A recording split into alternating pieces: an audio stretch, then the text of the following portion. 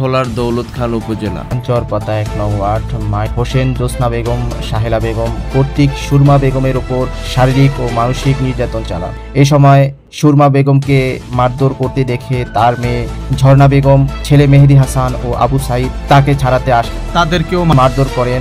এ সময় স্থায়ী জনগণ আহতদের গুরুতর অবস্থায় ভোলা সদর হাসপাতালে প্রেরণ করে।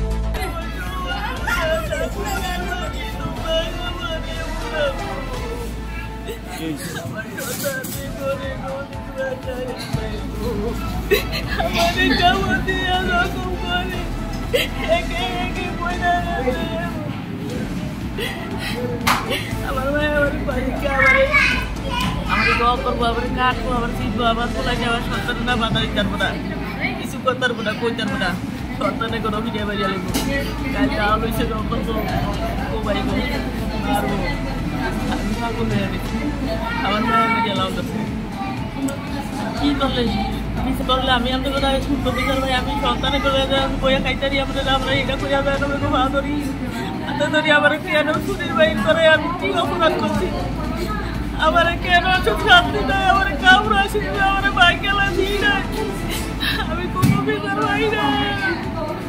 আমার স্বামী মালিকদিন আমার মিথ্যা অভিযোগ দিয়ে আমার মারধর করিয়া আমার তো আমার দলিল পত্র আমার একটা কাগজ আছে ব্যাংকের, কাগজটা নিয়ে গেছে, নিয়ে মিথ্যা অভিযোগ দিয়া কেস দিয়ে আমার মিথ্যা জালে ভাসাইয়া আমার রাখবো না, ঘরে বিদায় করিয়া দিব। আমি সব টাকা পয়সা আত্মসাৎ করছি, আমি সব নিয়ে বই গেছি, আমার ভাই গাড়ি গেছি, কারণ আমি এই টাকা না দিলে আমার রাখবো না। ওই বিয়া করবো আমার এদিনও বয়া বয়া আমি 5 তালা 10 তালা বিল্ডিং চাই বিয়া করুন, তোর বিদায় করিয়া দিয়া। আমার নন্দ আছে, শাশুড়ি আছে, আমার স্বামীও আছে, আর আমার মেয়ে আর আমি অবৈধ আমার করে নিয়ে ওই খারাপ দিয়েই তো আমরা কি অপরাধ করছি, আমরা লোক বললাম নন্দ জামাই করছে আমার যদি রায় তাহলে আমার নন্দের তালাক দিয়ে দিব। আমি অব কি অপরাধ করছি, আমি পরে আমার কোবাই তো আমার মায়ের কোবাই তো চাই ওরা দূরে সুযোগে ধারে দিয়েছে, কোনো কিছু করে নাই, ধরে নাই। আমার ছেলে ধরতে ধরতে আমার ছেলের খাওয়া ভাঙিয়া গেছে, খাওয়া হুঁকিয়া আমার ছেলের খাওয়া ভাঙিয়া গেছে। আমি সেই ছেলে হালেছি আমার মায়া বলে যায় অজ্ঞান হয়ে চাবি লই আয়া করছি। আমি আর আপনারা আমার দয়া করেন, আমার মেয়ে আর আমি অজ্ঞান হয়ে গেছি। আমার পাড়া প্রতিবেশীরা গাড়ি দিয়ে নিয়ে আয় আমার হাসপাতাল ভর্তি করছে, আমি করতে পারি না, যে এমনি আমি কই আসলাম করতে পারি না, কেমন করলো যে আমি কিছু করতে পারি না।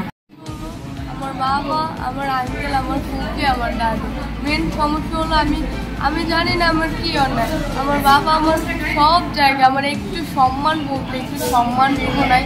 আমার দাদু, আমার ফুফি, আমার ফুফা এই 3 জন মিলে আমার বাবাকে খুব খেপাইতেছে। আমরা সন্তান হয়ে ওনাকে কেন মারবো, আমরা সন্তান হয়ে ওনাকে কেন খামারি করবো, এগুলো বলে বলে আমার ফুফা, আমার ফুফি, আমার দাদু আমার বাবাকে খেপাইতেছে। আর দ্বিতীয় কথা হলো এই 3 জনের উৎস পায় আমার বাবা এই অবস্থা করতেছে।